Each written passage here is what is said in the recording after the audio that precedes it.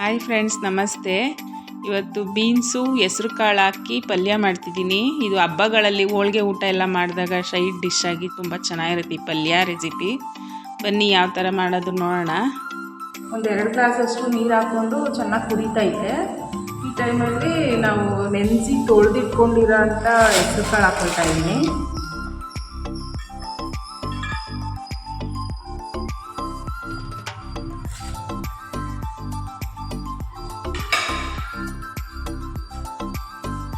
ಇದು ಚೆನ್ನಾಗಿ ಒಂದು 5 ನಿಮಿಷ ಬೇಯಬೇಕು. ಇದೇ ಥರ ಒಂದು 5 ನಿಮಿಷ ಕುದಿಸ್ಕೋಬೇಕು ಚೆನ್ನಾಗಿ. ಕಾಳು ನೆಂದಿರೋದ್ರಿಂದ ಬೇಗ ಬೇಯುತ್ತೆ. ನೋಡಿ ಫ್ರೆಂಡ್ಸ್, ಒಂದು ಅರ್ಧ ಭಾಗ ಹೆಸರು ಕಾಳು ಬೆಂದಿರುವಾಗ ನಾನು ಇದಕ್ಕೆ ಹುಳ್ಳಿಕಾಯಿ ಹಾಕೊಳ್ತಾ ಇದ್ದೀನಿ. ಒಂದು ಕಪ್ಪಷ್ಟು ಕಟ್ ಮಾಡಿ ಇಟ್ಕೊಂಡಿರೋ ಹುಳ್ಳಿಕಾಯಿ ಹಾಕೋಬೇಕು. ಇದನ್ನು ಚೆನ್ನಾಗಿ ಬೇಯಿಸ್ಕೋಬೇಕು ಒಂದು 5 ನಿಮಿಷ. ತುಂಬ ಏನು ಲೇಟಾಗಿ ಬೇಯಿಸ್ಕೋಬೇಕಾಗಿಲ್ಲ, 5 ನಿಮಿಷ ಬೇಯಿಸ್ಕೊಂಡ್ರೆ ಸಾಕು.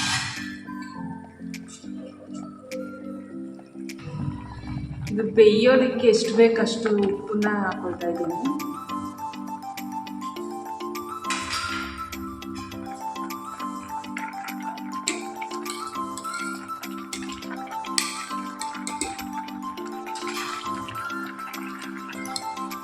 ಇವಾಗ ನೋಡಿ ಚೆನ್ನಾಗಿ ಬೆಂದೈತೆ. ನೀರನ್ನು ತೆಕ್ಕೊಳ್ಳೋಣ.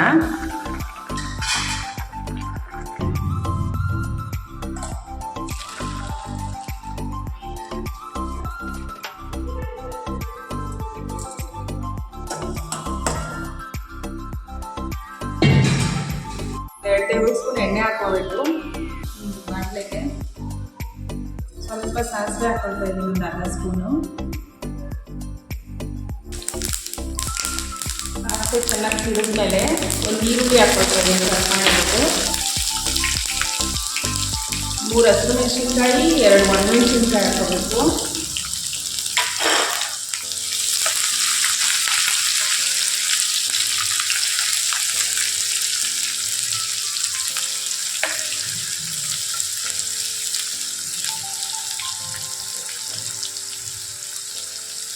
ಸ್ವಲ್ಪ ಕರಿಬೇವಿನ ಸೊಪ್ಪು,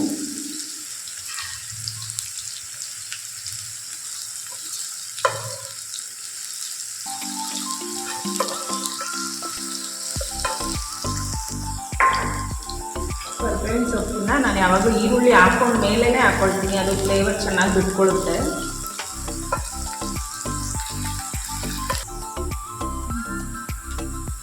ಇವಾಗ ನನಗೆ ಈರುಳ್ಳಿಗೆ ಎಷ್ಟು ಬೇಕು ಅಷ್ಟು ಉಪ್ಪನ್ನ ಹಾಕೊಳ್ತಾ ಇದ್ದೀನಿ.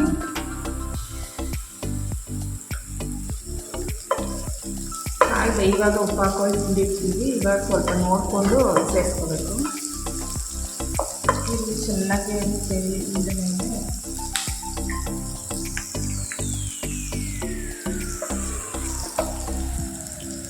ಫ್ರೆಂಡ್ಸ್, ಚೆನ್ನಾಗಿ ಈರುಳ್ಳಿ ಬೆಂದೈತೆ.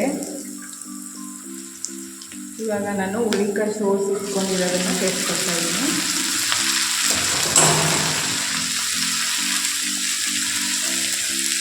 ಪಲ್ಯ ಅಂತೂ ತುಂಬ ಟೇಸ್ಟಾಗಿರುತ್ತೆ. ಮನೇಲಿ ಎಲ್ಲರೂ ಇಷ್ಟಪಟ್ಟು ತಿಂತಾರೆ.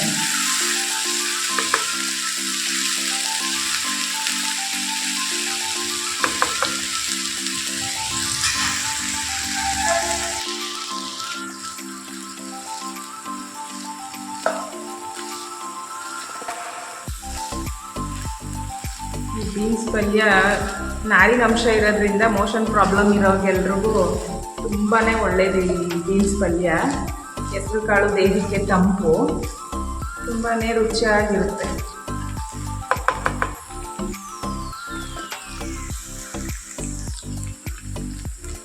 ಒಂದು 5 ನಿಮಿಷ ಉರಿನ ಸ್ಲೋ ಮಾಡಿಕೊಂಡು ಮುಚ್ಚಿಡೋಣ.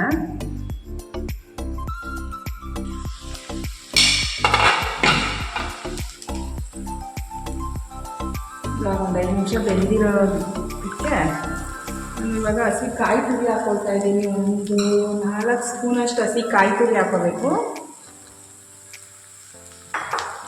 ಸ್ವಲ್ಪ ಕೊತ್ತಂಬರಿ ಸೊಪ್ಪು,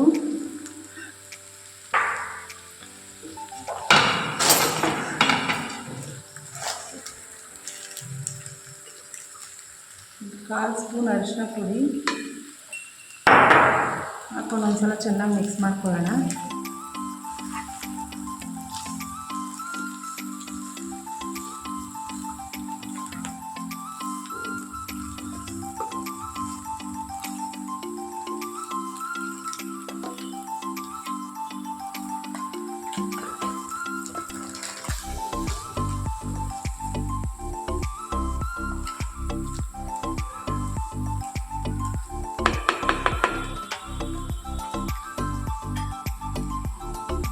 ಮತ್ತೆ ಒಂದು 5 ನಿಮಿಷ ಮುಚ್ಚಿ ಬೇಯಿಸ್ಬಿಟ್ರೆ ಪಲ್ಯ ರೆಡಿ.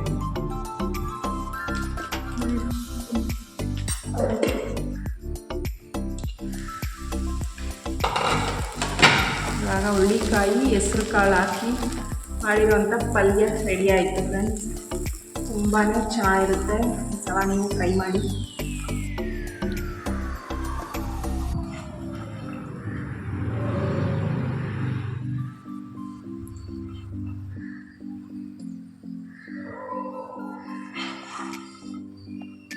ಹೆಸ್ರುಕಾಳು ಪಲ್ಯ ರೆಡಿ ಆಗೈತೆ. ನೀವು ಒಂದ್ಸಲ ನಿಮ್ಮ ಮನೇಲಿ ಟ್ರೈ ಮಾಡಿ ಹೇಗೆ ಬಂತು ಅಂತ ಕಮೆಂಟ್ ಮಾಡಿ ತಿಳಿಸಿ.